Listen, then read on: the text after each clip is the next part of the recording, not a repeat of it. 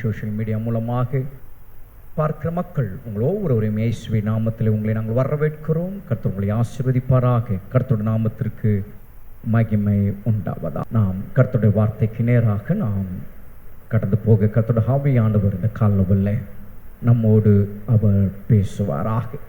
தேவனுடைய சமூகத்திலே கர்த்தருடைய வார்த்தையை கேட்கும்படியாக கர்த்தருடைய பாதத்தில் வந்திருக்கிற உங்களோடு இந்த காலவெளியிலே கர்த்தருடைய ஆவியானவர் நம்மோடு அவர் இடைப்படுவாராக. கர்த்தருடைய நாமத்திற்கு மகிமை உண்டாவதாக. இந்த நாட்களில் நாம் தொடர்ச்சியாய் நாம் பார்த்து கொண்டு வருகிற அவருடைய வார்த்தைகளுக்கு இறுதிக்கு நேராக நாம் வந்திருக்கிறோம். இன்னும் ஒரு வாரம் அந்த வார்த்தைகளை நாம் தொடர்ந்து தியானிக்க கர்த்தருடைய ஆவியானவர் நமக்கு உதவி செய்வாராக. இந்த நாட்களில் வேறு ஆவியாகிய பரிசுத்த ஆவியானவரை பற்றி இந்த நாட்களில் ஒரு சத்தியங்களை நாம் வேதத்தில் உள்ளவைகளை நாம் பார்த்து கொண்டிருக்கிறோம். அப்படியாக இன்றைக்கும் ஒரு காரியங்களை நாம் பார்க்க இருக்கிறோம். ஏனென்றால் பரிசுத்த ஆவியானவரை பற்றிய காரியங்கள் வேதத்தில் உள்ளவைகளை சத்தியங்களை நாம் கேட்டுக்கொண்டு வருகிற இந்த நாட்களில் அவருக்குரிய சத்தியத்தில் ஒரு இறுதியான ஒரு காரியங்கள், இறுதியான அவருடைய தன்மைகளை குறித்து இந்த வேலையை நாம் பார்க்க போகிறோம். கர்த்தருடைய ஆவியானவர் நம்மோடு கூட அவர் பேசுவாராக. எடுத்துக்கொள்வோமாக ஏசாயா எழுதின தீர்க்கதரிசன புஸ்தகம் 61ஆம் அதிகாரம் 1 முதல் 3 வசனங்கள் வரையிலும். The book of Isaiah chapter 61 verses 1 to 3. ஏசாயா தீர்க்கதரிசன புஸ்தகம் 61ஆம் அதிகாரம் 1 முதல் 3 வசனங்களை நான் வாசிக்கிறேன். கர்த்தராகிய தேவனுடைய ஆவியானவர் என் மேல் இருக்கிறார். சிறுமைப்பட்டவர்களுக்கு சுவிசேஷத்தை அறிவிக்க கர்த்தர் என்னை அபிஷேகம் பண்ணினார். இருதயம் நொறுகுண்டவர்களுக்கு காயம் கட்டுதலையும், சிறைப்பட்டவர்களுக்கு விடுதலையும், கட்டுண்டவர்களுக்கு கட்டுவிழ்த்தலையும் கூறவும், கர்த்தருடைய அனுக்கிரக வருஷத்தையும் நம்முடைய தேவன் நீதியை சரிக்கட்டும் நாளையும் கூறவும், துயரப்பட்ட அனைவருக்கும் ஆறுதல் செய்யவும், சீயோனிலே துயரப்பட்டவர்களை சீர்படுத்தவும், அவர்களுக்கு சாம்பலுக்கு பதிலாக சிங்காரத்தையும், துயரத்துக்கு பதிலாக ஆனந்த தைலத்தையும், ஒடுங்கின ஆவிக்கு பதிலாக துதியின் உடையையும் கொடுக்கவும் அவர் என்னை அனுப்பினார். அவர்கள் கர்த்தர் தம்முடைய மகிமைக்கென்று நாட்டின நீதியின் விருட்சங்கள் எண்ணப்படுவார்கள். கர்த்தருடைய நாமத்திற்கு மகிமை உண்டாவதாக. அதற்கு ஒத்த வார்த்தைகளை இன்னொரு பகுதியில் இருந்து நாம் வாசிக்க கேட்போமாக. லூக்கா சுவிசேஷம் 4ஆம் அதிகாரம் 14ஆம் வசனம் முதல் 20ஆம் வசனம் வரையிலே நான் வாசிக்கிறேன். The Gospel according to Luke chapter 4 verses 14 to 20. லூக்கா சுவிசேஷம் 4ஆம் அதிகாரம் 14ஆம் வசனத்திலிருந்து நான் வாசிக்கிறேன். பின்பு இயேசு ஆவியானவருடைய பலத்தினாலே கலிலேயாவுக்கு திரும்பி போனார். அவருடைய கீர்த்தி சுற்றிலும் இருக்கிற தேசம் எங்கும் பரம்பிற்று. அவர்களுடைய ஜெப ஆலயங்களில் அவர் உபதேசித்து எல்லாராலும் புகழப்பட்டார். தாம் வளர்ந்த ஊராகிய நாசரேத்துக்கு அவர் வந்து தம்முடைய வழக்கத்தின்படியே ஓய்வு நாளில் ஜெப ஆலயத்தில் பிரவேசித்து வாசிக்க எழுந்து நின்றார். அப்பொழுது ஏசாயா தீர்க்கதரிசியின் புஸ்தகம் அவரிடத்திலே கொடுக்கப்பட்டது. அவர் புஸ்தகத்தை விரித்தபோது, கர்த்தருடைய ஆவியானவர் என் மேல் இருக்கிறார், தரித்திரருக்கு சுவிசேஷத்தை பிரசங்கிக்கும்படி என்னை அபிஷேகம் பண்ணினார். இருதயம் நறுங்குண்டவர்களை குணமாக்கவும், சிறைப்பட்டவர்களுக்கு விடுதலையும், குருடருக்கு பார்வையும் பிரசித்திப்படுத்தவும், நொறுங்குண்டவர்களை விடுதலையாக்கவும், கர்த்தருடைய அனுக்கிரக வருஷத்தை பிரசித்திப்படுத்தவும் என்னை அனுப்பினார் என்று எழுதியிருக்கிற இடத்தை அவர் கண்டு வாசித்து புஸ்தகத்தை சுருட்டி பணிவிடைக்காரனிடத்தில் கொடுத்து உட்கார்ந்தார். ஜெப ஆலயத்தில் உள்ள எல்லாருடைய கண்களும் அவர் மேல் நோக்கமாய் இருந்தது. கர்த்தருடைய நாமத்திற்கு மகிமை உண்டாவதாக. வாசித்த இந்த 2 வேத பகுதியும் நமக்கு தெளிவாய் ஒரு காரியத்தை நமக்கு வெளிப்படுத்துகிறது. அது மாத்திரமல்ல, கற்றும் தருகிறது. கர்த்தருடைய ஆவியானவர் ஒரு மனுஷன் மேல் இருக்கும்போது அவர்கள் மேல் கர்த்தருடைய அபிஷேகம் தங்கி, அந்த அபிஷேகத்தினாலே ஒரு மனுஷன் இல்லாவிட்டால் ஒரு மனுஷி, இல்லை என்றால் இப்படி சொல்லிக் கொள்ளலாம், கர்த்தருடைய பிள்ளைகள் விசுவாச மக்கள் செய்ய வேண்டிய ஒரு காரியத்தை குறித்து இந்த இடத்துல இப்பொழுது நாம் வாசிக்க கேட்டோம்.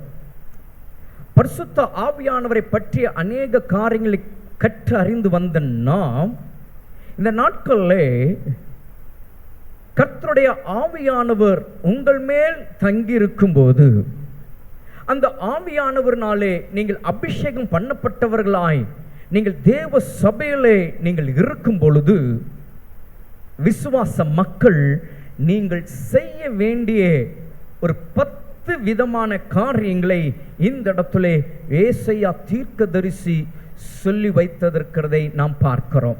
ஆனால் இங்கே யாரை குறித்து இந்த இடத்துல சொல்லப்பட்டது என்று நாம் பார்க்கும்போது, அதற்கு நான் உதாரணமாக உங்களுக்கு நான் லூக்கா சுவிசேஷத்தை எடுத்து நான் காண்பித்தேன். இந்த இடத்துல ஏசாயா தீர்க்கதரிசி ஆண்டவராகிய இயேசு கிறிஸ்து மேசியாவை குறித்த காரியத்தை இந்த இடத்துல அவர் சொல்லி வைத்ததை நாம் இந்த இடத்துல நாம் பார்க்கிறோம். கர்த்தருடைய நாமத்திற்கு மகிமை உண்டாவதாக. கடந்த வாரம் பிலிப்பை குறித்து நம்ம பார்த்தோம்.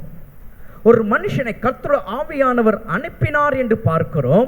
ஆனால் இன்றைக்கு ஒருவரை குறித்து நாம் பார்க்கிறோம். இவர் குறித்து என்ன வேதம் சொல்லுகிறதுனா, இவர் மேல் கர்த்தருடைய ஆவியானவர் இருந்தார் என்று வேதம் சொல்லுகிறது. அங்கே ஒரு மனுஷனை கர்த்தருடைய ஆவியானவர் அனுப்பினார், இங்கே கர்த்தருடைய ஆவியானவர் ஒருவர் மேல் இருந்தார் என்று இங்கே வேதம் தெளிவாய் சொல்லுகிறது. கர்த்தருடைய நாமத்திற்கு மகிமை உண்டாவதாக. இந்த செய்தியினுடைய இறுதிக்கு நேராக வந்திருக்கிற இந்த காலங்களிலே சபைக்கு கர்த்தருடைய ஆவியானவர் இன்றைக்கும் அவர் திரும்ப ஜனங்களுக்கு சொல்ல வருகிறது என்னவென்றால், நீங்கள் போய் மற்றவர்களுக்கு சுவிசேஷத்தை பிரசங்கித்து கர்த்தர் உங்களுக்கு கொடுத்திருக்கிற அந்த அதிகாரத்தை இந்த நாட்களிலே நீங்கள் செயல்படுத்த வேண்டும் என்று கர்த்தர் விரும்புகிறார். அதற்கு இன்றைக்கு கர்த்தர் உதாரணத்திற்கு எடுத்து காட்டுகிற ஒருவர் யார் என்றால், நீங்களும் நானும் ஆராதிக்கிற நம் அப்பன் இயேசு கிறிஸ்து. ஹல்லேலூயா. கர்த்தருடைய நாமத்திற்கு மகிமை உண்டாவதாக. தேவனுடைய ஜனமே, ஏசாயா தீர்க்கதரிசி அவர் தீர்க்க தரிசனம் உரைத்தவைகளில் இது 74வது தீர்க்க தரிசனமாக இதை இந்த இடத்துல அவருடைய புஸ்தகத்தில் எழுதி வைத்திருக்கிறதை நம்ம பார்க்கிறோம். அவர் அநேக தீர்க்க தரிசனமான வார்த்தைகளை இந்த ஏசாயா தீர்க்க தரிசனத்தில் அவர் எழுதியிருக்கும் பொழுது, இந்த 61ஆம் அதிகாரத்தில் சொல்லப்பட்டதான இந்த வார்த்தைகள் 74வது தீர்க்க தரிசனமாக ஏசாயா தீர்க்கதரிசி உரைத்த வார்த்தை என்பதை நாம் நன்றாய் இந்த இடத்துல நாம் தெரிந்து கொள்ள வேண்டிய அவசியமாக இருக்கு. கர்த்தருடைய நாமத்திற்கு மகிமை உண்டாவதாக. இந்த வார்த்தைகளை நம்ம பார்க்கும் பொழுது வேதம் சொல்லுகிறது, கர்த்தராகிய தேவனுடைய ஆவியானவர் என் மேல் இருக்கிறார். அப்படியானால் மேசியாவாகிய என் அப்பன் இயேசு கிறிஸ்து சொல்லுகிறார், கர்த்தருடைய ஆவியானவர் என் மேல் இருக்கிறார். அதற்கு உதாரணத்திற்கு தான் அந்த லூக்கா சுவிசேஷத்தில் அந்த இடத்துல நாம் அந்த காரியத்தை நம்ம வாசித்தோம். கர்த்தருடைய நாமத்திற்கு மகிமை உண்டாவதாக. அப்ப இந்த காலவல்ல அவருடைய ஜனம், அவருடைய பிள்ளைகள் இந்த சத்தத்தை கேட்டுக்கொண்டிருக்கிற நாம் ஒவ்வொருவரும் உணர வேண்டியது, தெரிந்திருக்க வேண்டியது, உறுதியாய் சொல்ல வேண்டிய ஒரு வார்த்தை என்ன அப்படின்னா, கர்த்தருடைய ஆவியானவர் என் மேல் இருக்கிறார். எத்தனை பேர் அதை விசுவாசமாக நீங்கள் சொல்ல முடியும்? ஹல்லேலூயா. விசுவாசமாய் சொல்லுங்க, எப்பொழுது சொல்லுங்க, கர்த்தருடைய ஆவியானவர் என் மேல் இருக்கிறார். நீங்கள் வீட்டிலே தனிமையாக இருந்தாலும் சரி, நீங்கள் பிரயாணங்களில் இருந்தாலும் சரி, நீங்கள் வேலை இடத்துல இருந்தாலும் சரி, நீங்கள் யாரோ ஒருவரோடு கூட உட்கார்ந்திருந்தாலும் சரி, நீங்கள் எவரோடு கூட நீங்கள் பேசும்படியாக இல்லாவிட்டால் நீங்கள் சம்பாஷிக்கும்படியாக இல்லாவிட்டால் வேலையின் காரணமாக எந்த ஒரு காரியங்களினாலே நீங்கள் இருப்பீர்களானாலும் சரி, எப்பொழுதும் உங்களுடைய நினைவில் நீங்கள் எப்பொழுது நினைக்க வேண்டிய ஒரு வார்த்தை இல்லாவிட்டால் சொல்ல முடியுமானால் சொல்ல வேண்டிய வார்த்தை என்னன்னா, கர்த்தருடைய ஆவியானவர் என் மேல் இருக்கிறார். என் அப்பன் இயேசு கிறிஸ்துவனுடைய இந்த நாள் செய்தியின் தொடக்கமாக அவர் நமக்கு கற்றுக் கொடுக்கிற ஒரு விஷயம் என்னன்னா, ஆவியானவர் என் மேல் இருக்கிறார். ஹல்லேலூயா. இந்த நாட்களில் ஆவியானவருடைய காலங்களில் நீங்களும் நானும் ஜீவித்துக் கொண்டிருக்கிறோம். அப்படிதானே? பரிசுத்த ஆவியானவருடைய காலங்களில் நீங்களும் நானும் வாழ்ந்து கொண்டிருக்கிறோம். அப்படியானால் அவர் நமக்குள்ளாக வாசம் பண்ணுகிற இந்த நாட்களில் நமக்குள்ளாக ஒரு நிச்சயம் என்னன்னா, அவர் என் மேல் இருக்கிறார் என்பது. கர்த்தருடைய நாமத்திற்கு மகிமை உண்டாகட்டும். உங்களை மற்றவர்கள் எப்படி பார்த்தாலும் சரி, அவர்கள் எந்த விதத்தில் உங்களை பார்த்தாலும் சரி, எந்த கோணத்தில் அவர்கள் உங்களை பார்த்தாலும் சரி, அவர்கள் மாம்ச பிரகாரமாக வெளி தோற்றத்தில் உங்களுடைய பேச்சை பார்த்து இல்லாவிட்டால் உங்களுடைய பார்வையை கண்டு இல்லாவிட்டால் உங்களுடைய செயலை கண்டு மற்றவர்கள் உங்களை என்ன விதமாக நினைத்தாலும் சரி, ஆனால் நீங்கள் உங்கள் ஒவ்வொருவரும் நீங்கள் நினைக்க வேண்டியது என்னன்னா, கர்த்தருடைய ஆவியானவர் என் மேல் இருக்கிறார். ஹல்லேலூயா. ஏன்னா இதை நீங்க சொல்லும்போது உங்களுக்குள்ளே வாசம் பண்ணுகிற ஆவியானவருடைய பலன் உங்களை வேறு விதமாக, ஆச்சரிய விதமாக, அதிசய விதமாக உங்களை நடத்துகிறது என்பதை நீங்கள் மறந்தே போக வேண்டாம். கர்த்தருடைய நாமத்திற்கு மகிமை உண்டாவதாக. வேதத்திலே வாசிக்கிறோம், என் அப்பன் இயேசு கிறிஸ்து சொன்ன ஒரு வார்த்தை என்ன தெரியுங்களா? விசுவாசிக்கிறவனுக்கு எல்லாம் ஆகும், விசுவாசிக்கிறவனுக்கு எல்லாம் கூடும். அப்போ விசுவாசத்தினாலே நீங்கள் இந்த வார்த்தையை நீங்கள் நினைக்கும் போது, சொல்லும் போது, கர்த்தருடைய ஆவியானவர் என் மேல் இருக்கிறார், கர்த்தருடைய ஆவியானவர் என் மேல் இருக்கிறார், கர்த்தருடைய ஆவியானவர் என் மேல் இருக்கிறார். இந்த ஒரு அனுபவம் இந்த நாட்களில் சபைக்குள்ளாக ஒவ்வொரு கர்த்தருடைய பிள்ளைக்குள்ளாக இருக்குமானா, தேவனுடைய சனமே, கர்த்தருடைய ஆவியானவர் இந்த நாட்களில் அவர் உங்களை நடத்துகிறதை நீங்களே அதை உணர முடியும். கர்த்தருடைய நாமத்திற்கு மகிமை உண்டாவதாக, மகிமை உண்டாவதாக. அப்ப இந்த இடத்துல மேசியாவை குறித்து எசேக்கியேல் தீர்க்கதரிசி சொல்லுகிறார், அவர் வரும்போது அவர் இந்த விதமாய் சொல்லுவார் என்கிற ஒரு தீர்க்கதரிசனமான வார்த்தை இந்த இடத்துல எழுதினார். அதே போல என் அப்பன் இயேசு அந்த ஜெப ஆலயத்தில் எழுந்து நின்ற உடனே வாசிக்கப்படும்படி அவரிடத்தில் கொடுக்கப்பட்ட எசேக்கியேல் தீர்க்கதரிசன புத்தகத்தை கொடுத்த போது, அவர் திறந்த போது இந்த 61ஆம் அதிகாரம் அவருடைய பார்வைக்கு கண்டது. அவர் வாசிக்க ஆரம்பித்தார். அவர் வாசிக்கும் போது அவர் எப்படி, கர்த்தருடைய ஆவியானவர் என் மேல், அப்ப அவரை குறித்து அவர் அந்த இடத்துல சபைக்கு அவர் சொல்லுகிறதை நம்ம அங்கே பார்க்கிறோம். அப்ப இங்கே தீர்க்கதரிசி உரைத்த வார்த்தை அங்கே நிறைவேறினது என்றால், இந்த இடத்துல தொடக்கமாக நான் சொல்லுகிறேன், இந்த காலவெளி தீர்க்க தரிசனமாக கர்த்தருடைய ஆவியானவர் உங்களை பார்த்து இந்த காரியத்தை சொல்லும் போது, கர்த்தருடைய ஆவியானவர் என் மேல் இருக்கிறார் என்கிற ஒரு அனுபவம் நீங்கள் உங்களுடைய வாழ்க்கையில் நீங்கள் சொல்லுவீர்களானா, நிச்சயம் என் அப்பன் இயேசுவின் வாழ்க்கையில் அது சொல்லும்படியாக நிறைவேறினது போல இந்த நாட்களும் உங்களுடைய வாழ்க்கையிலும் அதை நிறைவேறும்படி கர்த்தருடைய ஆவியானவர் உங்களை நடத்த அவர் வல்லமையுடையவராயிருக்கிறார். கர்த்தருடைய நாமத்திற்கு மகிமை உண்டாவதாக, மகிமை உண்டாவதாக. அங்கே நாம் வாசிக்கும் பொழுது வேதத்தில் வாசிக்கிறோம், ஆவியானவர் என் மேல் இருக்கிறார் என்று என் அப்பன் இயேசு கிறிஸ்து சொல்லுகிறது இங்கே நம்ம பார்க்கிறோம். யோவான் சுவிசேஷம் 3ஆம் அதிகாரம் 34ஆம் வசனத்தை நீங்கள் வாசிக்கும் போது அங்கே வேதம் சொல்லுகிறது, அங்கே என்ன வாசிக்கிறோம்? The Gospel according to John chapter 3 verses 34. அங்கே வேதம் என்ன சொல்லுது தெரியுங்களா? தேவனால் அனுப்பப்பட்டவர் தேவனுடைய வார்த்தைகளை பேசுகிறார், தேவன் அவருக்கு தமது ஆவியை அளவில்லாமல் கொடுத்திருக்கிறார். வேதம் தெளிவாய் சொல்லுகிறது, தேவனால் அனுப்பப்பட்டவர் யார்? என் அப்பன் இயேசு கிறிஸ்து உங்களையும் என்னையும் ரட்சித்து அவருடைய விலையேறப்பெற்ற இரத்தத்தினால் நம்மை மீட்டு சம்பாதித்துக் கொண்டு ஹல்லேலூயா முத்திரையாக பெற்ற பரிசுத்த ஆவியானவருக்குள்ளாக இருக்கிற கர்த்தருடைய பிள்ளைகள் இந்த நாட்களில் இங்க வேதம் சொல்லுகிறது, அனுப்பப்பட்டவர் என் அப்பன் இயேசுவை பற்றி சொல்லுகிறது. தேவனுடைய வார்த்தைகளை அவர் என்ன செய்கிறாராம்? பேசுகிறார். தேவன் அவருக்கு தமது ஆவியை என்ன செஞ்சிருக்கிறாராம்? அளவில்லாமல் கொடுத்திருக்கிறார். அப்போ என் அப்பன் இயேசு, தேவனுடைய கர்த்தருடைய ஆவியானவர் என் மேல் இருக்கிறார் என்று சொல்லும் பொழுது அந்த ஆவியானவர் அளவில்லாமல் அவர் மேல் இருக்கிறார் என்பது பொருளாய் இந்த இடத்துல இந்த வேதம் நமக்கு காண்பிக்கிறது. இப்ப கர்த்தருடைய ஆவியானவர் அளவில்லாமல் அவர் மேல இருக்கிறாராம். இந்த சத்தியத்தை கேட்கிற தேவனுடைய ஜனமே, கர்த்தருடைய ஆவியானவர் என் மேல் இருக்கிறார் என்று நீங்கள் சொல்லும் பொழுது ஒன்றை நீங்கள் அறிந்து கொள்ளுங்க, கர்த்தருடைய ஆவியானவர் அளவில்லாமல் உங்கள் மேல் இருக்கிறார் என்று. ஹல்லேலூயா. அவர் அளவில்லாமல் இருக்கிறார். there is no limit.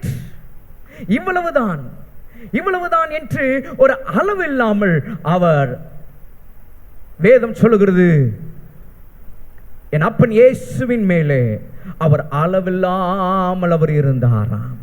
அப்ப இன்றைக்கு இந்த சத்தியத்தை இன்றைக்கு நாம் கேட்டுக்கொண்டிருக்கிற நம்முடைய வாழ்க்கையிலே இதை நாம் அறிந்து வைத்திருக்கிறோமா? கர்த்தருடைய ஆவியானவர் என் மேலே அளவில்லாமல் இருக்கிறார் என்று அதை உங்களுடைய வாழ்க்கையில் நீங்கள் அதை புரிந்து கொள்ளுதலுக்குள்ளாக நீங்கள் அதை புரிந்து வைத்திருக்கிறீர்களா? ஆகவேதான் இந்த நாட்களில் கர்த்தருடைய ஆவியானவரை பற்றி சத்தியத்தை இந்த நாட்களை சபைக்கு நேராக நம்முடைய தேவனாகிய கர்த்தர் பேசிக் கொண்டிருக்கிறார். யாருடைய காலங்களிலே நீங்களும் நானும் வாழ்ந்து கொண்டிருக்கிறோமோ அவரை பற்றி சரியாய் முழுமையாய் அவருடைய சபை அறிந்து வைத்திருக்க வேண்டும். அப்ப இந்த வார்த்தைகளை கேட்டுக்கொண்டிருக்கிற உங்களோட வாழ்க்கையில கர்த்தருடைய ஆவியானவர் உங்கள் மேல் இருக்கிறார் என்று சொல்லும் போது அவர் அளவில்லாமல் உங்கள் மேல் இருக்கிறார் என்று நீங்கள் அறிந்து கொள்ளுங்க. கர்த்தருடைய நாமத்திற்கு மகிமை உண்டாவதாக. ஆகிய என் அன்புக்குரிய தேவனுடைய ஜனமே, அப்ப கர்த்தருடைய ஆவியானவர் அவர் மேல் இருக்கும்போது வேதம் சொல்லுகிறது, அந்த 61ஆம் அதிகாரத்தில் நாம் வாசித்தோம், சிறுமைப்பட்டவர்களுக்கு சுவிசேஷத்தை அறிவிக்க கர்த்தர் என்னை அபிஷேகம் பண்ணினார். He anointed me to preach the gospel to the needy people. இந்த நாட்களில் சிறுமைப்பட்டவர்களுக்கு சுவிசேஷத்தை அறிவிக்கும்படி கர்த்தர் என்ன செஞ்சாராம்? அபிஷேகம் பண்ணினார். He anointed. கர்த்தர் அபிஷேகம் பண்ணினார். வேதத்தில் நீங்கள் வாசித்து பார்ப்பீர்கள் என்றால் 1 சாமுவேல் 2ஆம் அதிகாரம் 10ஆம் வசனத்தை நீங்கள் வாசிக்கும் பொழுது அன்னா தேவனுடைய சமூகத்தில் கர்த்தரை துதிக்கும் பொழுது அங்கே வேதம் சொல்லுகிறது, அவர் அபிஷேகம் பண்ணினவர். அது மாத்திரமல்ல, அதே 1 சாமுவேல் 12ஆம் அதிகாரம் 5ஆம் வசனத்தை நீங்கள் வாசித்து பார்ப்பீர்கள் என்றால் அங்கேயும் சாமுவேல் தீர்க்கதரிசி சொல்லுகிறார் ஜனங்களிடத்துல, அவர் அபிஷேகம் பண்ணினவர், அபிஷேகம் பண்ணுகிறவர் என்று. அப்படியானா நம்முடைய தேவனாகிய கர்த்தர் ஒரு கர்த்தருடைய பிள்ளைகள் மேலே தம்முடைய ஆவியை அனுப்பும் போது அதோடு கூட அவர்கள் மேலே என்னவா? அபிஷேகம் இறங்குகிறது என்று நீங்கள் அறிந்து கொள்ள வேண்டும். கர்த்தருடைய பிள்ளைகள் ஒவ்வொருவரையும் நம்முடைய தேவனாகிய கர்த்தர் அபிஷேகம் பண்ணுகிறார். அதனால்தான் கேட்பாங்க, நீங்க கர்த்தருடைய ஆவியானவர் அபிஷேகத்தை பெற்றிருக்கிறீங்களா அப்படின்னா என்ன? கர்த்தருடைய ஆவியானவர் உங்களிடத்துல இருக்கிறார்னா அபிஷேகமும் உங்களிடத்துல இறங்கும். அப்ப இந்த இடத்துல தேவனுடைய ஜனமே, ஒன்றை நீங்கள் சிந்தித்து பார்க்க வேண்டியது என்ன? கர்த்தருடைய ஆவியானவர் உங்கள் மேல் இருக்கிறார்னா அபிஷேகம் உங்கள் மேலே இருக்கு. அதுல எந்த ஒரு சந்தேகமும் கர்த்தருடைய பிள்ளைகளுக்கு வரவே கூடாது. கர்த்தருடைய ஆவியானவர் என் மேல் இருக்கிறார்னா அபிஷேகமும் என் மேல் இருக்கு என்று நீங்கள் அறிந்து கொள்ள வேண்டும். கர்த்தருடைய நாமத்திற்கு மகிமை உண்டாவதாக.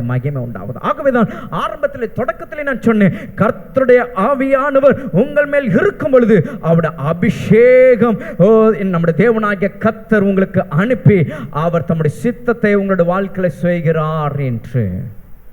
இந்த நாட்கள்ல இந்த கர்த்தருடைய ஆவியானவர் உங்கள் மேல் இருக்கிறாரா என்று நீங்கள் சிந்தித்து பார்க்க வேண்டும். அந்த அபிஷேகம் உங்களுக்குள்ளாக இருக்கா என்று நீங்கள் ஆராய்ந்து பார்க்க வேண்டும். கர்த்தருடைய ஆவியானவரை நீங்கள் பெற்றிருக்கிறீர்களா என்று நீங்கள் ஆராய்ந்து பாருங்க. கர்த்தருடைய அபிஷேகம் உங்களோட வாழ்க்கையில இருக்கா சிந்தித்து பாருங்க. தேவனுடைய ஜனமே, பரிசுத்த ஆவியானவர் உங்களுடைய வாழ்க்கையில நிச்சயமாய் நிச்சயம் தேவையான நபராய் இருக்கிறார். ஏதோ நாம் இங்க வந்து ஏதோ கேட்டு நாம் போகிறவர்களாயிராமல் கேட்கிற இந்த காரியங்கள் உங்களோட வாழ்க்கையில இருக்கும்படி இந்த வார்த்தைகளை உள்வாங்கிக் கொள்ளுங்க. ஏனென்றால் இங்கே சபையிலே கர்த்தருடைய ஆவியானவர் தம்முடைய வார்த்தைகளை பேசுகிறார் என்றால் சபைக்கு பிரயோஜனமானவைகளை அவர் பேசுகிறார். நீங்கள் ஆசீர்வாதமாய் இருக்கும்படி, உங்களுக்கு நன்மை உண்டாகும்படி கர்த்தருடைய ஆவியானவர் சபையிலே பேசும்போது அந்த வார்த்தைகளை உங்களுக்குள்ளாக உட்வாங்கிக் கொண்டு அது உங்களுடைய வாழ்க்கையில இருக்கும்படியாக இந்த நாட்களில் கர்த்தருக்குள்ளாக நீங்கள் கடந்து போக இந்த வார்த்தைகள் உங்களுக்கு உதவியாயிருக்கும்படி நீங்கள் கேட்கும்படியாக இந்த கர்த்தருடைய ஆவியானவர் பேசிக் கொண்டிருக்கிறார். ஆக அப்ப இந்த நாட்களில் இந்த பரிசுத்த ஆவியானவர் உங்களுக்குள்ளாக இருக்கிறாரா? அப்ப அவர் என் மேல் இருக்கிறார்னா அவரோட அபிஷேகம் என் மேல இருக்கா? சிந்தித்து பாருங்க. ஏன் இவைகளை குறித்து கர்த்தருடைய ஆவியானவர் சபையோடு கூட பேசுகிறார்? ஏன் இவைகளை குறித்து கர்த்தருடைய ஆவியானவர் இந்த நாட்களில் சபையோடு கூட இடைப்பட்டு கொண்டிருக்கிறார்? ஏனென்றால் வருகிற நீங்கள் ஒருவரும் ஏதோ விசுவாசிகளாக வந்து நீங்கள் போகிறவர்களாக இருக்கக்கூடாது. மாறாக எதற்காக கர்த்தர் உங்களை முதலாவது வேர்பிரித்து கர்த்தர் உங்களை ரட்சித்து, கடந்த வாரத்தில் நம்ம தியானித்தோம், பிலிப்பை கொண்டு ஒரு மந்திரியை கர்த்தர் ரட்சிக்க வல்லவராய் இருந்தது போல உங்களை ரட்சிக்க யாரோ ஒரு மனிதனை கர்த்தர் ஏற்படுத்தி உங்களை ரட்சிப்புக்குள்ளாக கர்த்தர் நடத்தி வந்து இன்றைக்கு கர்த்தர் சபையில வைத்திருக்கிறார் என்றால் நீங்கள் விசுவாசிகளாய் இருப்பதற்கல்ல, அந்த விசுவாச வாழ்க்கையில இருந்து அடுத்தபடியாக கர்த்தருக்கு சிஷ்யர்களாய் கர்த்தருடைய நாமத்திற்கு மகிமையாக கர்த்தருடைய சுவிசேஷத்தை அறிவிக்கிறவர்களாக சொல்லுகிறவர்களாக நீங்கள் இருக்கும்படி இந்த நாட்களை கர்த்தர் உங்களை இந்த சபையில கர்த்தர் ஏற்படுத்தி வைத்திருக்கிறார். ஆக உங்களோட வாழ்க்கை நீங்கள் நினைக்க வேண்டாம், ஏதோ நாம் இங்கே வந்து நாம் விசுவாசிகளா இருக்கிறோம், சபைக்கு வந்து போகிறோம், அது அல்ல உங்களோட வாழ்க்கை. அதோடு முடிந்து விடுகிறது அல்ல உங்களுடைய வாழ்க்கை. கடைசி காலம் உங்களோடு கூட கர்த்தருடைய ஆவியானவர் பேசிக் கொண்டிருக்கிறார். அவருக்குள்ளாக இருக்கிற அந்த அங்கலாய்ப்பு, அவருக்குள்ளாக இருக்கிறதான அந்த ஏக்கம், அவருக்குள்ளாக இருக்கிறதான அந்த தாகம், அவருக்குள்ளாக இருக்கிற அந்த விருப்பத்தை சபை உங்களோடு கூட அவர் பகிர்ந்து கொண்டிருக்கிறார். அவர் உங்களோடு கூட பேசிக் கொண்டிருக்கிறார். அதற்காக என் அப்பன் இயேசுவுக்குள்ளாக கர்த்தருடைய ஆவியானவர் இருந்து அந்த அபிஷேகம் அவரை நடத்தின விதங்களை இன்றைக்கு கர்த்தர் உங்களுக்கு முன்பாக வைத்து அவர் பேசிக் கொண்டிருக்கிறார். ஏன் நீங்களும் அந்த விதமாய் இந்த நாட்களில் பாத்திரவான்களாக கர்த்தர் உங்களை வைத்திருக்கிறார் என்பதை நீங்கள் அறிந்து என் அப்பன் இயேசு கிறிஸ்துவை போல இந்த நாட்களில் நீங்களும் செயல்படும்படியாக. ஆக தேவனுடைய ஜனமே, இந்த இடத்துல கர்த்தருடைய ஆவியானவர் அவர் மேல் இருந்து சுவிசேஷத்திற்காக கர்த்தர் அவரை அபிஷேகம் பண்ணினாராம். அப்ப இன்றைக்கு கர்த்தர் உங்களை ஒவ்வொருவரையும் சுவிசேஷத்திற்காக கர்த்தர் உங்களை அபிஷேகம் பண்ணி இருக்கிறார். ஹல்லேலூயா, சொல்லுவோமே ஹல்லேலூயா. நீ உங்கள் ஒவ்வொருவரையும் for the gospel he anointed. He anointed because for gospel, சுவிசேஷத்திற்காக கர்த்தர் உங்களை அவர் அபிஷேகித்திருக்கிறார். கர்த்தர் உங்களை அபிஷேகித்திருக்கிறார். சுவிசேஷம் சாதாரணமான ஒன்று அல்ல. சுவிசேஷத்தில் ஒரு மனிதனுக்கு ஜீவனை கொடுக்கக்கூடியதாக இருக்கிறது. சுவிசேஷம் அது சாதாரணமானது அல்ல, அது ஒரு மனுஷனுக்கு ரட்சிப்பை கொடுக்கக்கூடியதாக இருக்கிறது. சுவிசேஷம் அது ஒரு சாதாரணமானது ஒன்று அல்ல, அது ஒரு மனுஷனுக்கு விடுதலை கொடுக்கக்கூடியதாக இருக்கிறது.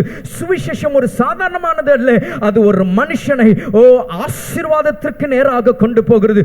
சுவிசேஷம் ஒரு சாதாரணமானது அல்ல, அது ஒரு மனுஷனை இந்த பூமியிலிருந்து, இந்த உலகத்தில் இருந்து வேறொரு நித்தியத்திற்கு அது கொண்டு போகக்கூடிய ஒன்று.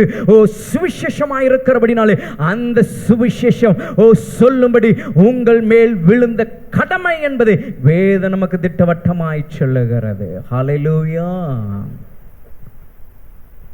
சுவிசேஷத்தை அறிவிக்க வேண்டியது நம்மேல் விழுந்த கடமை. அப்படிதான் சொல்லப்படுகிறது. கடமை செஞ்சே ஆகணும், செஞ்சே ஆகணும். ஒரு குடும்பம் என்றால் அந்த குடும்பத்திற்கு குடும்ப தலைவன் அந்த குடும்பத்தை விசாரிக்க வேலை செஞ்சே ஆகணும், கடமை. இதுவரைக்கும் செய்யல, இனிமேல் செஞ்சாகணும், கடமை. பிள்ளைகளை பெற்றெடுத்தா அந்த பிள்ளைகளை பராமரிப்பது தன் தாய் தகப்பனுடைய கடமை, செஞ்சே ஆகணும். சொல்லுகிறோம் அல்லவா? அதே போலதான் கர்த்தருடைய பிள்ளைகள் விசுவாச வாழ்க்கையில சுவிசேஷம் நம்ம மேல் விழுந்து கடமை. இன்றைக்கு யாருக்கு சுவிசேஷம் தேவைப்படுகிறதோ அவர்களுக்கு சுவிசேஷத்தை சொல்லும்படி கர்த்தர் உங்களை ஒவ்வொருவரையும் கர்த்தர் அபிஷேகம் பண்ணியிருக்கிறார். ஏனென்றால் கர்த்தருடைய ஆவியானவர் உங்கள் மேல் இருக்கிறார் என்று நீங்கள் சொல்வீர்களானால் அபிஷேகம் உங்களுக்குள்ளாக இருக்கு என்பது நிச்சயம். ஹல்லேலூயா. கர்த்தருடைய நாமத்திற்கு மகிமை உண்டாவதாக. அப்படியானால் தேவனுடைய ஜனமே, சுவிசேஷத்தை குறித்த பாரம் உங்களுடைய வாழ்க்கையில எவ்வளவா இருக்கு? சுவிசேஷ பாரம் உங்களுக்கு இருக்கா? ஆகவேதான் பக்தன் ஒரு பாடலை இப்படி பாடி இருக்கிறார். சுவிசேஷ பாரம் ஒன்றே என் சுமையாக மாற வேண்டும். என்ன சொல்றாருங்க? சுவிசேஷ பாரம் ஒன்றே எனக்கு என்னவா இருக்கணுமா? இன்றைக்கு நம்ம எதை சுமந்துகிட்டு இருக்கிறோம்? இன்றைக்கு எதை நம்ம சுமையாக நம்ம சுமந்துகிட்டு இருக்கிறோம்? பல காரியங்களை நம்ம சுமையாக சுமக்கிறோம். நமக்கு பிரோஜனமானது இதுதான், நமக்கு இது தேவை, இது நமக்கு வேண்டியது என்று சொல்லி அதை நம்ம சுமையாக சுமக்கிறோம்.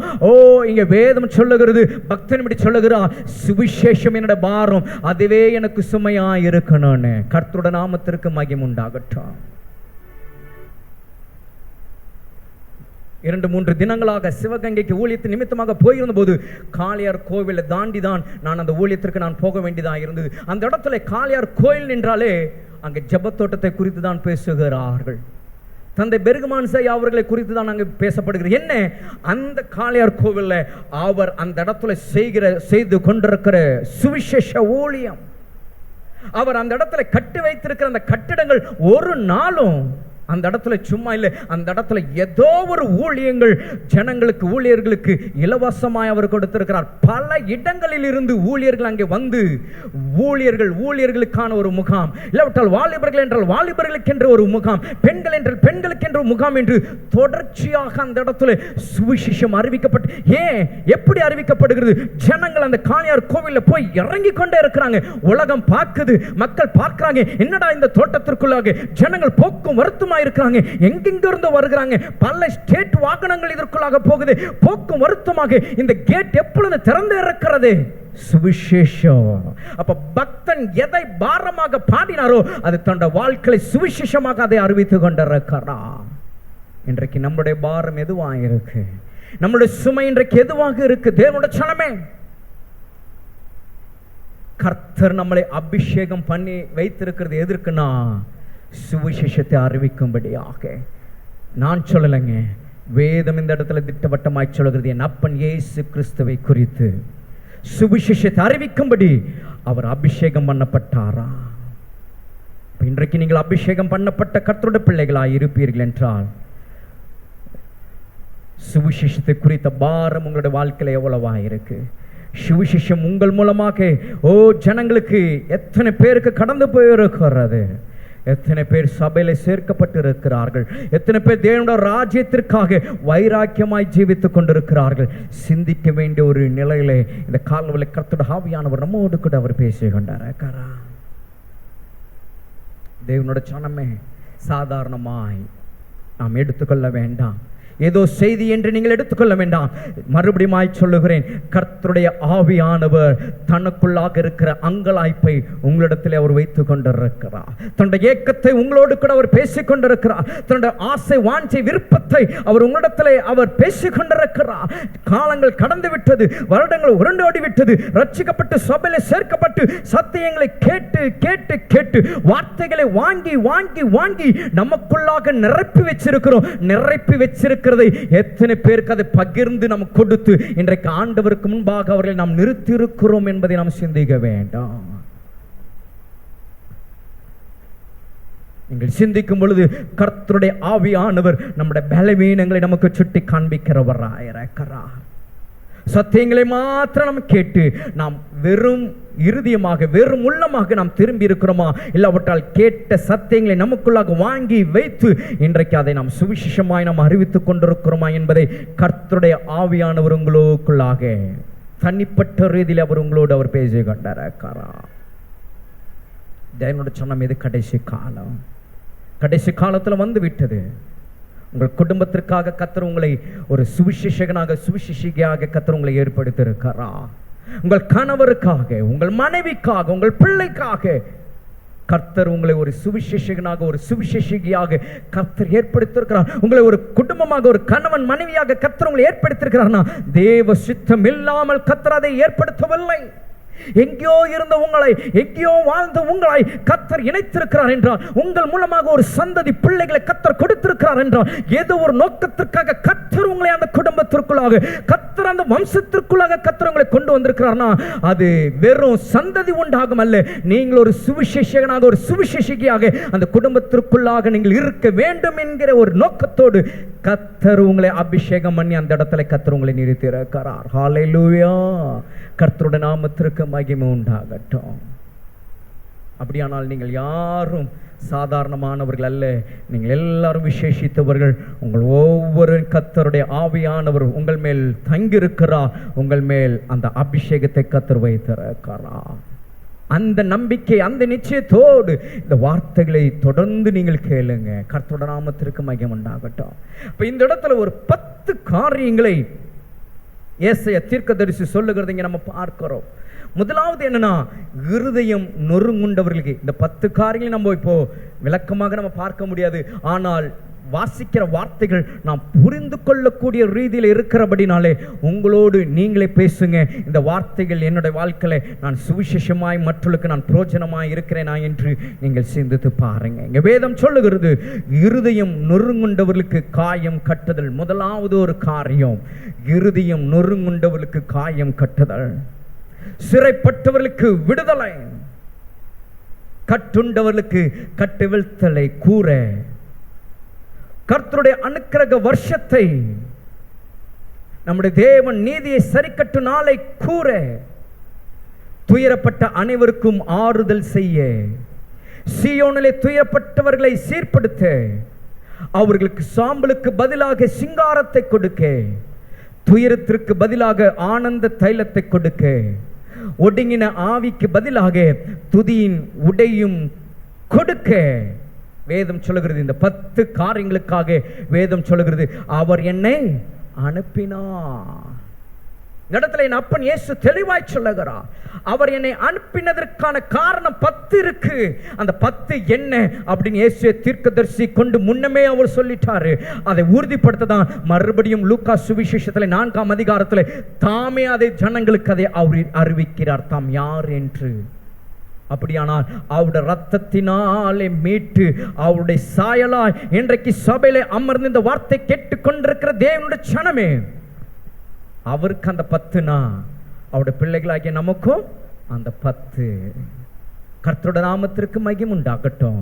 இந்த 10 காரியங்கள் உங்களுடைய வாழ்க்கையில சுவிசேஷமாய் ஜனங்களுக்கு நாம் கொண்டு போகிறவர்களாக இருக்கிறோமா? இந்த 10 விதமான மக்கள் இன்றைக்கு நம்மை சுற்றிலும் வாழ்ந்து கொண்டிருக்கிறார். ஒருவேளை உங்க குடும்பத்துல இருக்கலாம், ஒருவேளை உங்களுடைய வீட்டின் வெளியே அருகில இருக்கலாம், ஒருவேளை உங்களுடைய வேலை ஸ்தலத்துல இருக்கலாம், ஒருவேளை நீங்கள் போகிற பிரயாணங்களிலே இருக்கலாம். எந்த இடத்துல எங்கே நீங்கள் கர்த்தர் உங்களை நடத்துகிறாரோ அந்த இடத்துல இந்த 10 விதமான மக்களும் யாரோ ஒருவர் உங்களை சுற்றிலும் இருக்கிறார்கள் என்பதை நீங்கள் அறிந்து கொள்ள வேண்டும். அவர்களுக்கு கர்த்தர் உங்களை ஒரு சுவிசேஷ ரதமாய் கர்த்தர் உங்களை வைத்திருக்கிறார். உங்களை ஒரு சுவிசேஷ ரதமாய், உங்களை ஒரு சுவிசேஷகனாய், ஒரு சுவிசேஷியாய் கர்த்தர் வைத்திருக்கிறார். வேதம் தெளிவாய் சொல்லுகிறது, அவர் என்னை அனுப்பினார், அவர் என்னை அனுப்பினார். கர்த்தருடைய நாமத்திற்கு மகிமை உண்டாகட்டும். அப்ப இந்த நாட்கள்ல தேவன் இந்த பூமியில இருந்து நம்மளை பிரித்தெடுத்து கர்த்தர் இந்த சபையில கர்த்தர் நம்மளை வைத்து இந்த நாட்கள்ல நம்மளை நடத்துகிறார், கர்த்தர் நம்மளை அனுப்புகிறார்னா சுவிசேஷத்திற்காக. இந்த நாட்களை இதை குறித்து கர்த்தருடைய ஆவியானவர் சபையோடு இந்த நாட்களை திரும்ப திரும்ப பேசிக் கொண்டிருக்கிறார்னா, இன்றைக்கு நாம் சுயமாய் வாழ்ந்தது போயும், சுய பலத்தினாலே வாழ்ந்தது போதும், நமக்காக வாழ்ந்தது போதும், நம்முடைய குடும்பத்திற்காக, நம்முடைய சந்ததிக்காக வாழ்ந்தது போதும். அதற்குன்னு வாழக்கூடாதுன்னு அல்ல. நாம் நம்மளுடைய குடும்பத்திற்காக நாம் வாழணும். ஆனால் அதை காட்டிலும் என் அப்பன் இயேசு கிறிஸ்துவுக்காக, அவருடைய ராஜ்யத்தின் சுவிசேஷத்திற்காக உங்களை நீங்கள் ஒப்பு கொடுக்க வேண்டாம். தேவனுக்கே மகிமை உண்டாவதாக, தேவனுக்கே மகிமை உண்டாவதாக. சுவிசேஷம் பாரம் உள்ளவர்களாய், சுவிசேஷம் பாரம் கொண்டவர்களாய் புறப்பட்டு போங்க. ஒருவேளை நீங்க நினைக்கலாம், எனக்கு சொல்ல தெரியாது, நான் என்ன சொல்லுவேன், நான் என்னென்ன சுவிசேஷத்தை சொல்லுவேன், சுவிசேஷம் என்ன, சுவிசேஷனா எதை நான் சொல்றது? ஒருவேளை நீங்கள் அறியாத இருக்கலாம். சுவிசேஷனா வேற ஒன்றும் இல்லை. நீங்க உங்களுக்கு வீட்டில் போய், ஒருவேளை தெரியாதவர்களுக்கு சொல்றேன், சுவிசேஷத்தை நீங்க சொல்லணும்னா ரொம்ப சிம்பிள். மத்தேயு, மார்க்கு, லூக்கா, லூக்கா, யோவான், இது 4 சுவிசேஷத்தை டெய்லி நீங்க வீட்டில் வாசிச்சு பாருங்க. நீங்க சுவிசேஷகனாக மாறிடுவீங்க. சுவிசேஷத்தை வாசிச்சு பாருங்க, நீங்கள் சுவிசேஷகியாய் மாறிடுவீங்க. சுவிசேஷம் என்றால் it's talk about our father, it's talk about our God, or it's talk about our Lord Jesus Christ. நம்முடைய தகப்பனை குறித்து, நம்முடைய தெய்வத்தை குறித்து, என் அப்பன் இயேசு கிறிஸ்துவை வாழ்க்கை குறித்து அந்த இடத்துல சுவிசேஷமாய் சொல்லப்பட்டவைகள் தான் சுவிசேஷம். அவருடைய பிறப்பு, அவருடைய வளர்ப்பு, அவருடைய உபதேசம், அவருடைய சத்தியங்கள், அவருடைய அற்புதங்கள், அவருடைய அதிசயங்கள், அவருடைய ரட்சிப்பு, அவருடைய மரணம், அவருடைய உயிர்த்தெழுதல், ஓ அவருடைய பரத்தில் ஏறுதல், அவருடைய 2ஆம் வருகை, இதுவே சுவிசேஷம். இப்ப தேவனுடைய ஜனமே, இந்த சுவிசேஷத்தை இந்த நாட்களை நீங்கள் இந்த 10 விதமான மக்களுக்கு நீங்கள் சொல்லுகிறவர்களாய், அறிவிக்கிறவர்களாய் நீங்கள் மாற வேண்டும். இந்த 10 காரியங்கள் என்ன நம்ம பார்த்தோம், இதுல எல்லாமே வந்துருச்சு. இறுதி நறுங்குண்டவங்க, சிறைப்பட்டவங்க, கட்டப்பட்டு இருக்கிறவங்க, அனுக்கிரக கர்த்தரோட அனுக்கிரக வருஷத்துக்காக காத்திருக்கிறவங்க, தேவனுடைய நீதியை சரி கட்டு நாளை கூறுகிறவர்களாக. ஏன்னா இன்று நாட்களில் அதை யூதா மிக தெளிவாக சொல்லுகிறான். இந்த வார்த்தைக்கு நம்ம பார்க்கும்போது எது இந்த இடத்துல நம்ம வாசிச்சோம் பாருங்க, நம்முடைய தேவன் நீதியை சரி கட்டும் நாளை கூறணும்னு சொல்லப்பட்டிருக்கு பாருங்க. இது வேதத்துல யூதா 14ஆம் வசனத்துல அதை அவர் எழுதி வைத்திருக்கிறதை நம்ம பார்க்க முடியும். அவர் இருந்த நாட்களில் யூதா நடக்க போகிற காரியங்கள், கர்த்தர் நீதியை சரி கட்ட போகிறதை ஜனங்களுக்கு அவர் அறிவித்ததை நம்ம பார்க்கிறோம். தேவனுடைய சனமே, இந்த இடத்துல அப்படிப்பட்டதான மக்களும் இருக்கிறார்கள். அப்புறம் துயரப்பட்ட அனைவருக்கு ஆறுதல், சீயோனிலே துயரப்பட்டவர்கள் சீர்படுத்த, சாம்பலுக்கு பதிலாக சிங்காரம், துயரத்திற்கு பதிலாக ஆனந்த தைலம், ஒடுங்கின ஆவிக்கு பதிலாக துதியின் ஆடை. இந்த அனுபவம் இந்த நாட்கள் ஜனங்களுக்கு போக நீங்கள் சுவிசேஷகனாக, சுவிசேஷகியாக எழும்பணும். இதற்காக தான் கர்த்தருடைய ஆவியானவர் உங்கள் மேல் இருக்கிறார். கர்த்தர் தம்முடைய அபிஷேகத்தை கர்த்தர் உங்களுக்கு தந்திருக்கிறார். ஆவியானவர் என் மேல் இருக்கிறார், அபிஷேகம் எனக்குள்ளாக இருக்குன்னு சொல்லுகிற தேவனுடைய ஜனமே, இந்த காரியங்களை செய்கிறவர்களாய் நீங்கள் மாற வேண்டும். இந்த காரியங்களை நீங்கள் செய்கிறவர்களாய் இருக்க வேண்டும். இந்த 10 காரியங்கள் செய்யாம ஆவியானவர் என் மேல இருக்கிறார், கர்த்தருடைய அபிஷேகம் எனக்குள்ளாக இருக்குன்னு நீங்க சொன்னீங்கன்னா, என் அப்பன் இயேசு கிறிஸ்து ஒரு ஊமையை உங்களுக்கு சொன்னார் தெரியுங்களா? நமக்கு சொல்லி வைத்திருக்கிறார். ஒருவனை கூப்பிட்டு, எஜமான் ஒருவனுக்கு 5 தாலந்து, ஒருவனுக்கு 3 தாலந்து, ஒருவனுக்கு 1 தாலந்து வச்சிருந்தாங்க, கையில வாங்கினாங்க, வச்சிருந்தாங்க. ஆனால் அதுல நீங்க பாத்தீங்கன்னா 2 நபர் அதை அழகா வைத்திருந்ததை அதை இரட்டத்தனியாக அதை பயன்படுத்தி உபயோகப்படுத்தினார்கள். ஆனால் ஒன்றை வாங்கினவே இருக்கு இருக்கு இருக்கு இருக்குன்னு சொல்லி தனக்குள்ளே வைத்திருந்தான். ஆனா நாள் வந்தது, நேரம் வந்தது, எஜமான் வந்தா, அந்த 2 பேரையும் கூப்பிட்டார். அவள் தன்னுடைய கணக்கை காண்பித்தார்கள். இன்னொருவனை கூப்பிட்டா, அவனோ தன்னுடைய கணக்கை காட்ட முடியல. ஆனால் அவன் சொன்னது பெருமையாய் சொன்னான், நீர் வந்து நீர் கேட்பீர் என்று தெரியும், இந்த ஒன்னை வச்சு எனக்கு என்ன செய்யுதுன்னு தெரியல, ஆனால் அந்த ஒன்னை நான் பத்திரமான வச்சு இருந்தேன்னு சொல்லும் பொழுது அந்த எஜமான் கோபம் கொண்டார் என்று வேதம் சொல்லுகிறது. இந்த நாட்களை கர்த்தருடைய ஆவியானவர் என் மேல இருக்கிறார், அபிஷேகம் எனக்குள்ளாக இருக்குன்னு சொல்லிக்கொண்டே இருந்தால் போதாது. அப்படி சொல்லிக்கொண்டு நாம் ஒரு வெறுமையான ஒரு வாழ்க்கை நாம் வாழ்ந்து கொண்டிருப்போம்னா, ஒரு நாள் ஒன்று வரும், அன்றைக்கு அந்த எஜமான் வரும் பொழுது நம்மிடத்துல அந்த கேள்வியை கேட்கும் பொழுது, நான் உனக்கு அந்த ஆவியை நான் உனக்கு தந்தனே, அளவில்லாமல் அந்த ஆவியை உண்மையில நான் கொடுத்திருந்தேனே, அது நிமித்தம் அந்த அபிஷேகம் உனக்குள்ளாக வைத்திருந்தேனே, நீ என்ன செய்தா, அந்த சுவிசேஷத்தின் பலன் என்ன என்று கேட்கும் போது நீர் வருவீர், நீ கேட்பீர் என்று தெரியும். அதனாலதான் அந்த அபிஷேகத்தை நான் பத்திரமா வச்சிருந்தேன், கர்த்தருடைய ஆவியானவர் என்னை விட்டு போக கூடாது என்று நான் பரிசுத்தமா வாழ்ந்தேன் அப்படின்னு சொன்னா ஆண்டவர் அதை ஏற்றுக்கொள்ளவே மாட்டார். மத்தேயு சுவிசேஷம் 7ஆம் அதிகாரம் 7ஆம் வசனத்தில் நீங்கள் வாசித்து பார்ப்பீர்கள் என்றால், அங்கே என் அப்பன் இயேசு சொன்ன ஒரு காரியம், தேவனிடத்திலிருந்து வருகிற பதில் என்னன்னா, உங்களை நான் அறியேன்.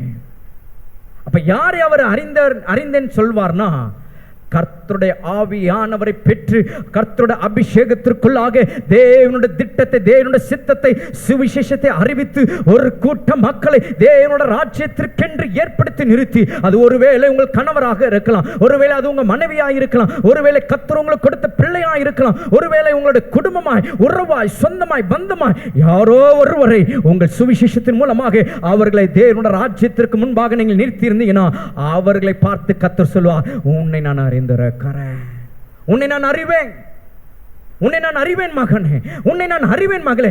காரணம் என்னன்னா, உன்மேல் இருந்ததான அந்த ஆவியானவர், உனக்குள்ளாக இருந்ததான அந்த அபிஷேகத்தை கொண்டு நீ சுவிசேஷத்தை நீ அறிவித்தது, சுவிசேஷத்தை நீ சொன்னது, உன்னை நான் அறிவேன் என்று கர்த்தர் சொல்லுவார். அப்பொழுது அந்த எஜமான் சொன்னது போல, உண்மையும் முத்தமும் உள்ள ஊழியக்காரனே நீ என்ன செய், எஜமானோட வீட்டில் பிரவேசி. அந்த நாள் இந்த நாட்கள்ல வந்து கொண்டிருக்கிறது தேவனுடைய ஜனமே. அந்த நாட்கள் வந்து கொண்டிருக்கிறது. அந்த நாட்களை சந்திக்க நீங்கள் ஆயத்தமாக இருக்கிறீங்களா? Are you ready to visit the day? நம்முடைய எஜமான் வந்து கேட்க போகிற அந்த நாள் நீங்கள் ஆயத்தமாக இருக்கிறீங்களா? அந்த நாளுக்காக நீங்கள் காத்திருக்கிறீங்களா? எப்போ என்னுடைய எஜமான் வருவா, எப்பொழுது அவர் என்னிடத்துல கணக்கு கேட்பார், எப்பொழுது எனக்குள்ளாக இருந்துதான் அந்த ஆவியானவர், எனக்குள்ளாக இருந்த அந்த அபிஷேகத்தை கொண்டு நான் செய்த காரியங்களை நான் அவருக்கு சொல்ல நான் காத்திருக்கிறேன், எப்பொழுது அவர் வருவார் என்று சொல்லி அந்த நாளுக்காக நீங்கள் காத்திருக்கிறீங்களா? சிந்தித்து பாருங்களேன்.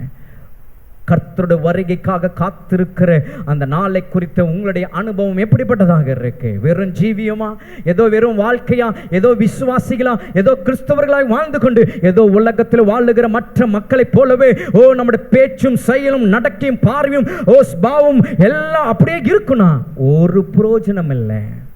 கிறிஸ்தவ வாழ்க்கைக்கு ஒரு பிரயோஜனம் இல்லை. சிந்தித்து ஆராய்ந்து பாருங்க. இன்றைக்கு கர்த்தருடைய ஆவியானவர் சபையோடு கூட அவர் பேசிக் கொண்டிருக்கிறார். என் அப்பன் இயேசு கிறிஸ்துவோட வாழ்க்கையை நீங்கள் பார்க்கும் பொழுது அந்த 40 நாட்கள் அந்த உபவாசம் இருந்து கர்த்தருடைய ஆவியானவர்னாலே நடத்தப்பட்ட போது அவர் தன்னுடைய ஊழியத்தின் பணியை, சுவிசேஷ பணியை அவர் தொடங்குவதற்கு முன்னாக ஜெப ஆலயத்தில் தம்மை பற்றிய காரியங்கள் ஒரு அறிமுகத்தை அங்கே ஏசாயா தீர்க்கதரிசி முன்னமே அறிவித்திருந்ததை அங்கே ஜனங்களுக்கு எடுத்து சொல்லிவிட்டு அவர் தன்னுடைய ஊழியத்தை ஆரம்பிக்கிறார், சுவிசேஷத்தை பிரசங்கிக்க ஆரம்பிக்கிறார். போன இடமெல்லாம் அற்புதம், போன இடமெல்லாம் அதிசயம், போன இடமெல்லாம் விடுதலை, போன இடமெல்லாம் ரட்சிப்பு, ஜனங்கள் ஆசீர்வாதத்தையும் நன்மையும் அளவில்லாமல் பெற்றார்கள் என்று வேதத்தில் தொடர்ச்சியாய் அவருடைய வாழ்க்கையில் நம்ம அதை பார்க்கிறோம். அப்ப இந்த நாட்களில் உங்களுடைய அறிமுகம் எப்படிப்பட்டதாக இருக்கு? உங்களுடைய அறிமுகத்தை நீங்க சொல்லுங்கன்னு சொன்னா நீங்க என்ன அறிமுகப்படுத்த போறீங்க? உங்களை குறித்த ஒரு அறிமுகம் என்ன? கர்த்தருடைய நாமத்திற்கு மகிமை உண்டாகட்டும். உங்கள் ஒவ்வொருடைய வாழ்க்கையில கர்த்தர் ஒரு அறிமுகத்தை கர்த்தர் வைத்திருக்கிறார். ஒரு சுவிசேஷகனாக, ஒரு சுவிசேஷியாக என் தேவனாகிய கர்த்தர் உங்களை விசுவாசிகளாக, விசுவாசத்தில் கர்த்தர் உங்களை ஏற்படுத்தி இன்றைக்கு கர்த்தர் உங்களை ஒரு சீஷத்துவத்திற்குரிய ஒரு சீஷர்களாக கர்த்தர் உங்களை தகுதிப்படுத்தி சபையில வைத்திருக்கிறார்னா உங்களுக்கு ஒரு அறிமுகம் இருக்கு. அந்த அறிமுகம் உங்களுக்கு தெரியுமா? இங்கே என் அப்பன் இயேசு தம்முடைய அறிமுகத்தை குறித்து ஜனங்களுக்கு சொன்னா உங்களோட அறிமுகம் என்ன? உங்களை பற்றி ஒரு அறிமுகம் சொல்லுங்கன்னு சொன்னா நீங்க என்ன சொல்லுவீங்க? நான் இன்னார், இந்த இடத்துல இருக்கிறேன், இவருக்கு, நான் அவருக்கு, இந்த பிள்ளைகளுக்கு. இதுதான் நம்முடைய அறிமுகமா இருக்கும். இதுக்கும் மேலாக ஒரு அறிமுகம் இருக்கு. அதுதான் இந்த இடத்துல என் அப்பன் இயேசு கிறிஸ்து சொன்னது போல சுவிசேஷத்திற்காக அழைக்கப்பட்டவன், சுவிசேஷத்திற்காக பிரித்தெடுக்கப்பட்ட ஒரு ஸ்தானாதிபதி. உங்களோட அறிமுகம் என்னன்னா, நான் ஒரு ஸ்தானாதிபதி. ஐ ஆம் அம்பாசிடர் ஃபார் கிரைஸ்ட். ஒவ்வொருவரும் யாருங்க? Ambassador for Christ. தேவனுக்கு ஸ்தானாதிபதிகள். கர்த்தருடைய நாமத்திற்கு மகிமை உண்டாகும். அப்படியானால் இந்த இடத்துல என் அப்பன் இயேசு கிறிஸ்து சொன்ன இந்த 10 காரியங்கள் இந்த நாட்களில் ஜனங்கள் உலகத்தில் தவித்து கொண்டிருக்கிறார். இந்த 10 விதமான மக்கள் இன்றைக்கு உலகத்தில் அணைந்து கொண்டிருக்கிறார்கள். இந்த 10 விதமான மக்கள் இன்றைக்கு உலகத்தில் காணப்படுகிறார்கள். இவர்களுக்கு நீங்கள் தான் சுவிசேஷத்தை சொல்ல வேண்டும். அதற்காக தான் கர்த்தர் உங்களை அபிஷேகம் பண்ணியிருக்கிறார். அதற்காக தான் கர்த்தருடைய ஆவியானவர் அளவில்லாமல் உங்கள் மேல் இருக்கிறார். ஹல்லேலூயா.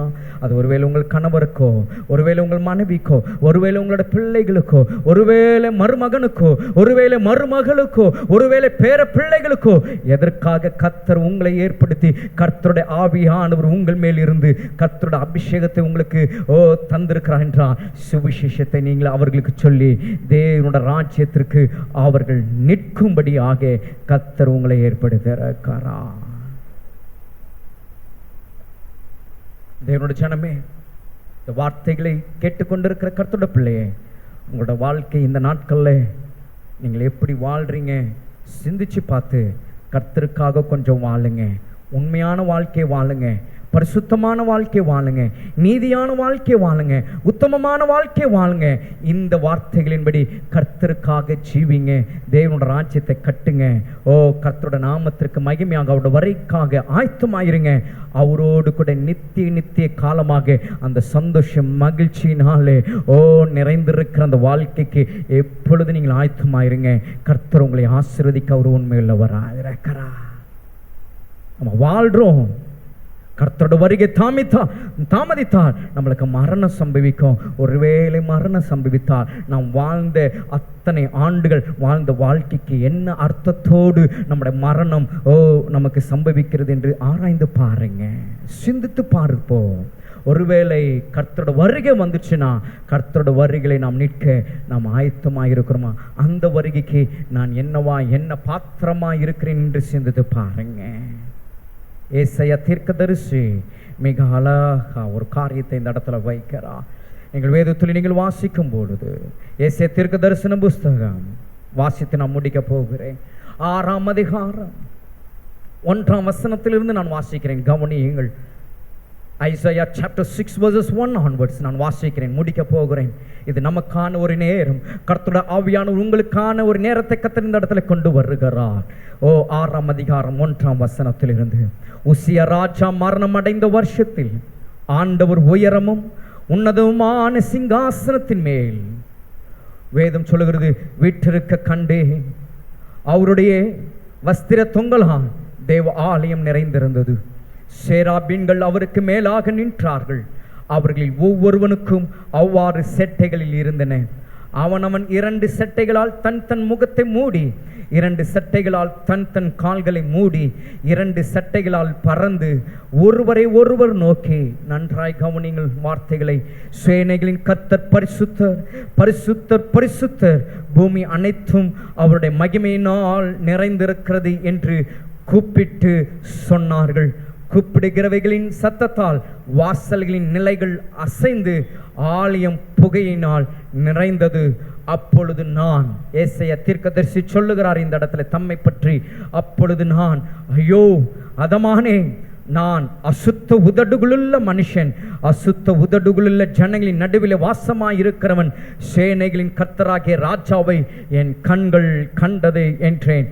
அப்பொழுது சேராபீன்களில் ஒருவன் பலிபீடத்தில் இருந்து தன் கையை பிடித்து குரட்டால் ஒரு நெருப்பு தழலை எடுத்து என்னிடத்தில் பறந்து வந்து, அதனால் என் வாயை தொட்டு, இதோ இது உன் உதடுகளை தொட்டதினால் உன் அக்கிரமம் நீங்கி உன் பாவம் நிவர்த்தி ஆனது என்றான். பின்பு யாரை நான் அனுப்புவேன், யார் நமது காரியமாய் போவான் என்று உரைக்கிற ஆண்டவருடைய சத்தத்தை கேட்டேன். அதற்கு ஏசாயா, அதற்கு நான், இதோ அடியேன் இருக்கிறேன், என்னை அனுப்பும் என்றேன். வேத பகுதி நாம் வாசிக்கும் போது ஏசாயா தீர்க்கதரிசி தன்னுடைய அனுபவத்தை அந்த இடத்துல சொல்லுகிறதை நம்ம பார்க்கிறோம். உசியா ராஜா மரணம் அடைந்த உடனே நடந்த காரியங்கள். தேவனுடைய ஜனமே, இந்த நாட்களை என் அப்பன் இயேசு மரித்து அவர் உயிரோடு கூட எழுந்து இன்றைக்கு அவர் வலது பாசத்தில் இருக்கிறார். அவர் எழுந்திருந்து போன போது அவர் உரைத்த அந்த வார்த்தை அந்த நாளிலிருந்து இன்று வரையிலும், இன்றைக்கு அவருடைய சத்தம், யாரை நான் அனுப்புவேன், யாரை அனுப்புவேன், யார் என் காரியமாய் போவா என்கிற அந்த சத்தம் இன்று வரையிலும் உலகெங்கும் அது தொனித்துக் கொண்டே இருக்கு. அன்றைக்கு ஏசாயாவுக்கு நேராக வந்தது. ஏசாயா சொன்ன ஒரு வார்த்தை, இதோ அடியேன் இருக்கிறேன், என்னை அனுப்பும், என்னை அனுப்பும். இப்படி இந்த வார்த்தை நான் வாசித்த அந்த 61ஆம் அதிகாரத்தை ஏசாயாவுக்கு நான் ஒப்பிட்டு நான் வைக்க நான் விரும்புகிறேன். ஏனென்றால் ஏசாயாவுடைய இந்த தீர்க்க தரிசன புஸ்தகங்களிலே அவர் எழுதி கொடுத்திருக்கிற வார்த்தைகள் எல்லாம் நீங்கள் பார்க்கும் பொழுது 61ஆம் அதிகாரம் முதல் 3 வசனங்கள் சொல்லப்பட்ட மேசியாவை குறித்து சொல்லப்பட்ட அத்தனை காரியங்களும் ஏசாயா தீர்க்கதரிசி 66 புஸ்தகங்களிலே எல்லா ஜனங்களுக்கும் தீர்க்கமாக அவர் எழுதி வைத்திருக்கிறதை நான் பார்க்கிறேன். எப்படி நான் பார்க்கிறேன்னா, அவர் சொன்னது போல அந்த 3ஆம் வசனத்தில் அவர் சொன்னார் பாத்தீங்களா, அவர் என்னை அனுப்பினார். அந்த இடத்துல நம்ம என்ன வாசிச்சோம்? இதோ அடியேன் இருக்கிறேன், என்னை அனுப்பும் என்று ஏசாயா அங்கே சொன்னது போல இங்கே கர்த்தருடைய ஆவியானவர் ஏசாயா மேல் இறங்கி அபிஷேகம் பண்ணி சுவிசேஷத்திற்காக அனுப்பப்பட்ட போது அவர் என்னை அனுப்பினார், இந்த காரியங்களுக்காக என்னை அனுப்பினார் என்று சொல்லப்பட்ட வார்த்தை தான் ஏசாயா தீர்க்க தரிசனமாக நமக்கு கொடுக்கப்பட்ட அந்த புஸ்தகம். ஹல்லேலூயா, தேவனோட சன்னமே. அப்படியானால் இன்றைக்கு நீங்களும் நானும் என்ன செய்ய போகிறோம்? ஏசாயா தீர்க்கதரிசி சொன்னது மாத்திரமல்ல, மேசியாவை குறித்து சொன்னது மாத்திரமல்ல, தன்னையும் அர்ப்பணித்து அதற்கு பாத்திரமான ஆக நின்று ஒரு புஸ்தகத்தை நம்முடைய கரங்களிலே கொடுத்து வைத்திருக்கிறார் என்றால், இன்றைக்கு இந்த புஸ்தகத்திலிருந்து வாசித்து இன்றைக்கு நாம் கேட்டிருக்கிற இந்த சத்தியங்களை இன்றைக்கு நம்முடைய வாழ்க்கையில் எத்தனை பேர் நாம் செய்ய இன்றைக்கு நாம் ஒப்பு கொடுக்க நாம் ஆயத்தமாய் இருக்கிறோம்? யாரை நான் அனுப்புவேன்? யார் என் காரியமாய் போவான்? இதோ அடியேன் இருக்கிறேன், என்னை அனுப்பும் என்று இந்த வேளையில் நாம் சொல்ல ஆயத்தமாக இருக்கிறோமா? என் கணவரிடத்துல என்னை அனுப்புங்க, என் மனைவியிடத்துல என்ன அனுப்புங்க, என் பிள்ளைகளிடத்துல என்ன அனுப்புங்க, என் மருமகனிடத்துல என்ன அனுப்புங்க, என் மருமகளிடத்துல என்ன அனுப்புங்க. நான் சொல்ல வேண்டும், நான் பேச வேண்டும். நீர் எனக்கு சொல்லியவைகள் அந்த சுவிசேஷத்தை நான் அவர்களுக்கு சொல்ல வேண்டும். எத்தனை பேர் நம்ம ஆயத்தமாயிருக்கிறோம்? Are you ready for the gospel? Are you ready for the gospel? சுவிசேஷத்திற்கு நீங்கள் ஆயத்தமா இருக்கிறீங்களா? சுவிசேஷ பாரம் உடையவர்களாக, சுவிசேஷ சுமையா இந்த காலவல்ல இந்த இடத்தை விட்டு புறப்பட்டு போக நீங்கள் ஆயத்தமாக இருக்கிறீங்களா? அந்த தாகம் உள்ளவர்களாக இருக்கிறீங்களா? அந்த தரிசனம் உள்ளவர்களாக இருக்கிறீங்களா? இந்த வேளையில தேவனுடைய சமூகத்தில் இந்த வார்த்தை கேட்ட தேவச்சனமே, கர்த்தருடைய சமூகத்தில் நாம் எழுந்து நிற்போம். கர்த்தருடைய ஆவியானவரிடத்துல இந்த வேளையில நீங்கள் இடைப்படுகிற ஒரு நேரம், பரிசுத்தாவியானவரோடு இடைப்படுகிற ஒரு நேரம், கர்த்தருடைய நாமத்திற்கு மகிமையாக கர்த்தர் நம்மோடு கூட பேசியிருக்கிறார். இந்த வார்த்தைகளை கேட்ட உங்களோட வாழ்க்கையில நீங்கள் எப்படி புறப்பட்டு போக போறீங்க? சுவிசேஷகனாக, சுவிசேஷியாக நீங்கள் போக போறீங்களா? இல்லாவிட்டால் எப்பொழுதும் வழக்கம் போல் வந்து போகிற ஹல்லேலூயா, கொஞ்ச நாட்கள் தான், ஏதோ கொஞ்ச நாட்கள் தான் நான் வரப்போறேன், ஏதோ கொஞ்ச நாட்கள் தான் நான் இங்க இருக்க போறேன், ஏதோ கொஞ்ச நாள் இங்க வர்றேன் அப்படின்ற ஒரு எண்ணம், அந்த நோக்கத்தோடு வந்து போறீங்களா? கொஞ்ச நாளோ, கொஞ்ச நாட்களோ, கொஞ்ச காலமோ எதுவாக இருந்தாலும் இன்றைக்கு கர்த்தர் உங்களோடு கூட உங்களுக்காகவே தன்னுடைய அங்கலாய்ப்பை, தன்னுடைய பாரத்தை அவர் உங்களோடு கூட பேசியிருக்கிறார். சுவிசேஷகனாக, சுவிசேஷகியாக நீங்கள் போகும்போது, சுவிசேஷகனாக நீங்கள் கர்த்தருடைய நாமத்தை நீங்கள் பிரஸ்தாபப்படுத்தும் பொழுது என் தேவனாகிய கர்த்தர் உங்களை ஆசீர்வதிக்க அவர் வல்லவராயிருக்கிறார். நம்ம எல்லாரும் இருக்கிற இடத்துல கர்த்தரை நோக்கி நம்ம பார்ப்போமா? ஹல்லேலூயா, நன்றி. எங்களுக்குள்ளே வாசம் செய்யும் ஆவியானவரே, என்னாலில் ஓம் சித்தம் போல் நடத்தி செல்லுமையா. எங்களுக்குள்ளே வாசம் செய்யும் ஆவியானவரே, என்னாலில் ஓம் சித்தம் போல் நடத்தி செல்லுமையா. ஆவியானவரே பாடுங்க, பரிசுத்த ஆவியானவரே, ஆவியானவரே, ஆவியானவரே, பரிசுத்த ஆவியானவரே, எங்களுக்குள்ளே வாசம் செய்யும் ஆவியானவரே, என்னாலே சித்தம் போல் நடத்தி செல்லுமையா. எங்களுக்குள்ளே வாசம் செய்யும், சொல்ல முடியுமா? எனக்குள்ளாக ஆவியானவர் வாசம் பண்றார். ஆவியானவரே, ஆவியானவரே, பரிசுத்த ஆவியானவரே, சொல்லுங்க எல்லோரும், பரிசுத்த ஆவியானவரே, ஆவியானவரே, ஆவியானவரே,